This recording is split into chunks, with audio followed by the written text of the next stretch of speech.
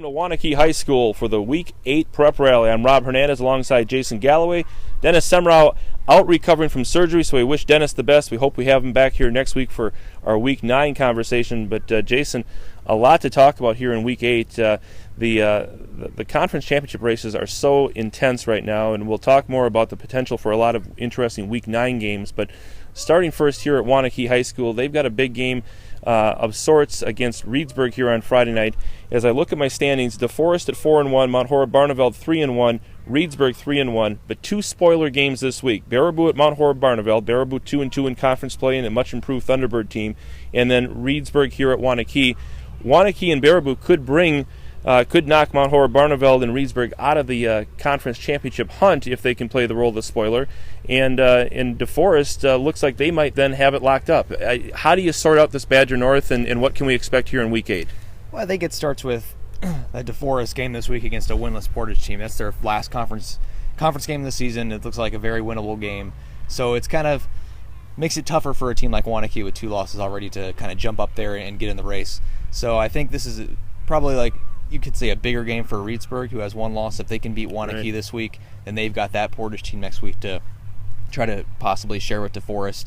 And then, of course, Mount Horeb-Barneveld, they still control their own destiny as well. So I think I kind of look at it as a 3-team race, but you never know what could happen. So Waunakee's probably going to come out here and play their butts off, thinking there's still a chance.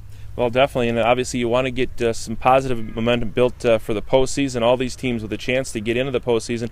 Waunakee needing to win to get to 3 wins, and of course if they don't get it this week, chances are they will next week. Next week the schedule's stacked where the top teams in the conference play the bottom teams in the conference. I believe the closest game next week would be Sauk Prairie, Mount Horeb-Barneveld, but as far as where the 2 teams are in proximity to one another in the standings. So, as you say, Jason, a lot yet to be decided in the Badger North. I think you can say the same in the Badger South, where we've got Monona Grove and Milton sitting at 4-0 right now going into Week 8. Those 2 teams won't meet until Week 9, but a lot of business to take care of before Week 9. Stoughton at 3-1, Jason. They host Monona Grove this week.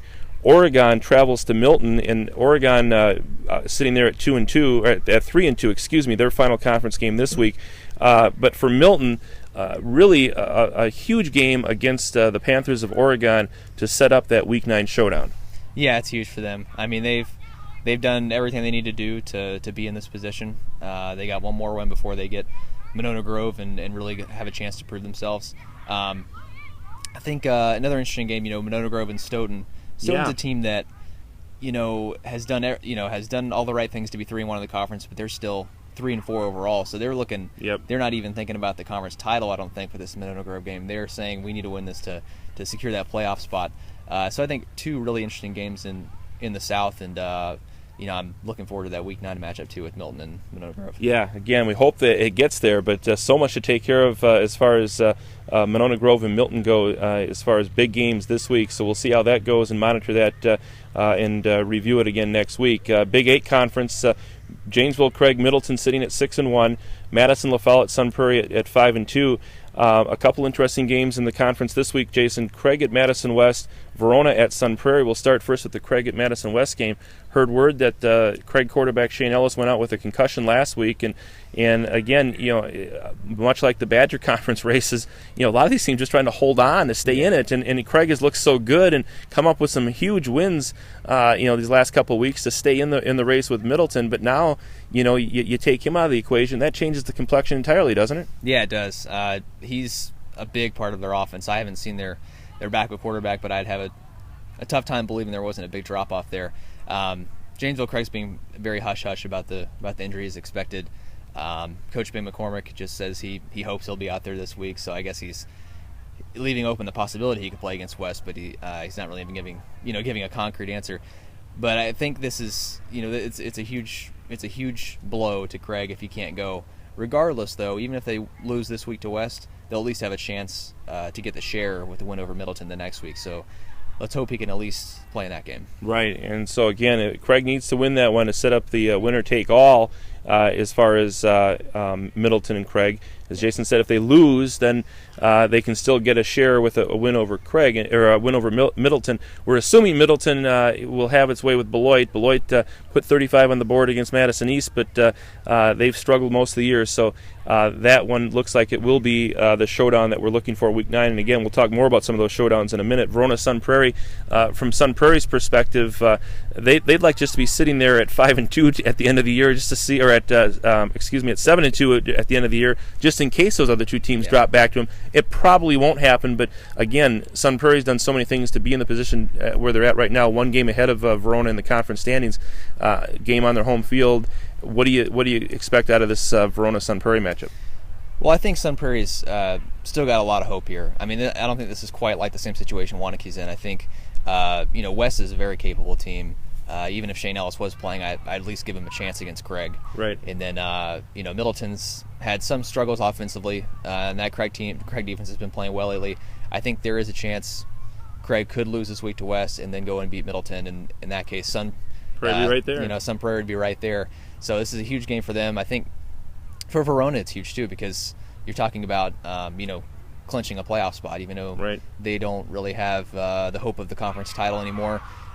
They've won 4 straight, and they're really hot right now. If they can get a win this week, they'll have a lot of momentum going into the playoffs. All right, we look ahead now to the Capital Conference in a game that will decide the conference championship this week. It's Lodi and Poynette, and Jason, we've talked about it with on our prep rallies in past weeks. They've dodged a number of bullets, a lot of competitive teams in that Capital North, but the Lodi-Poynette rivalry is one of the best around, and now for it to decide the conference title, it doesn't get any better than that, does it? It really doesn't. Usually we see these winner-take-all conference title games in Week 9, but we're getting one a week early here. I guess technically there's still a chance that the loser of this could win next week and still get a share, but it's nice to see a conference championship game in Week 8, and I'm looking forward to it. Yeah, spread them out, and especially when you're talking about Lodi-Poynette, enjoy the rivalry and all that's at stake in that one. Capital South a little bit more muddy after Cambridge's win over Marshall last week. Marshall now in must-win mode on the road this week at Waterloo, and Jason, if they get the win over Waterloo, that keeps them with 1 loss, gives Waterloo 1 loss, and then all of a sudden, Marshall in the unusual position of being a big Waterloo fan in Week 9 because they play at Cambridge. One of those, again, so many dominoes at stake here that could fall the right way for a lot of conference championship scenarios, but this one in the Capital sure is intriguing with this 5-game schedule and it all coming down to the last 2 weeks. Yeah, very interesting. I mean, I think you can see this a lot with the 5-team conferences. There's not a whole lot of games. You can get a lot of teams with 1 loss at the end of the year, and we'll have to see how it shakes out. Well, last year we thought it would be a multi-team scramble for that conference title, and New Glarus came out of it. We'll see if it's 1, 2, or 3 sharing that title this year in the Capital South. Looking around the area, the one conference that stands out, we've got to go to the Six Rivers Conference, where the last 2 weeks of the season are going to decide everything.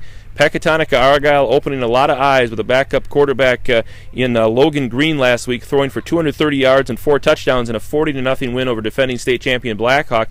Peck-Argyle now at home for the homecoming for Argyle out of the co-op against Potosi on Saturday.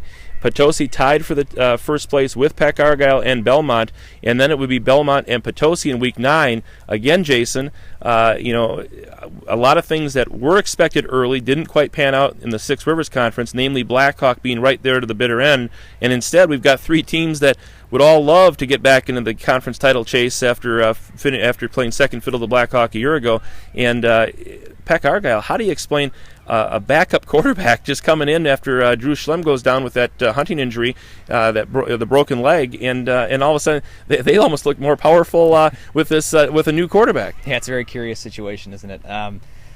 Another conference that just has a lot of things that can happen these last couple weeks. I think you still maybe have to give the edge to Blackhawk. They've been there before, defending champions, but I think a number of teams, like you mentioned, could still pull it out. Well, definitely, and I think if it says anything, Blackhawk is a defending champion now, sitting in 4th place in the conference.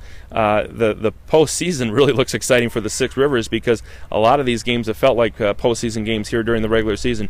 Jason, before we get out of here, we have to peek ahead to Week 9. I know coaches take it 1 week at a time, but our friend Travis Wilson from WizSports.net put out a list on Twitter this week of the potential Week 9 games that could decide conference championships. championships, a number in our area. The Craig Middleton game, the MG Milton game, just up and down the list. Potosi Belmont, both divisions of the Rock Valley Conference. McFarland, Evansville, Albany, Broadhead, Judah, Walworth, Bigfoot. I know you're a newcomer to this high school football scene, but if you have anything to do with this, we want you here for a long time, because we've never had a Week 8, Week 9 scenario that's been as exciting as this. And that list there, I mean, it's going to be a wild and wacky Week 9. This isn't normal? This is not normal. I trust you. The weather is a little bit cooler than we're used to at this stage, but the competition much hotter than it's ever been, and it's not normal. So enjoy that list. I think. Do you have one that? Obviously, you've been following the Big 8. You'd like to see that Craig Middleton game set itself up as a Week 9 showdown, right? Oh yeah, I would love that. I think probably secretly be rooting for Craig and Middleton to take care of business this week, so we can see that. Although I might be covering state tennis that weekend. That's right. So, so many things up in the air. It's that time of year. State golf on the horizon Monday and Tuesday, and then, like we said, just a whole lot of high school football championships and playoff berths to be decided. And of course, don't forget, we'll try to break it down a little bit better on Friday during our noon chat. Look at the conference title scenarios, the playoff scenarios with Jason Galloway and Dennis Semrau will join us for that. And then don't forget, Friday night and again on Saturday, live blogs from all these big games across the area with our live scoreboard live blog on wisconsinprepzone.com. For Jason Galloway, I'm Rob Hernandez. Thanks for watching Prep Rally. We'll see you at the stadium.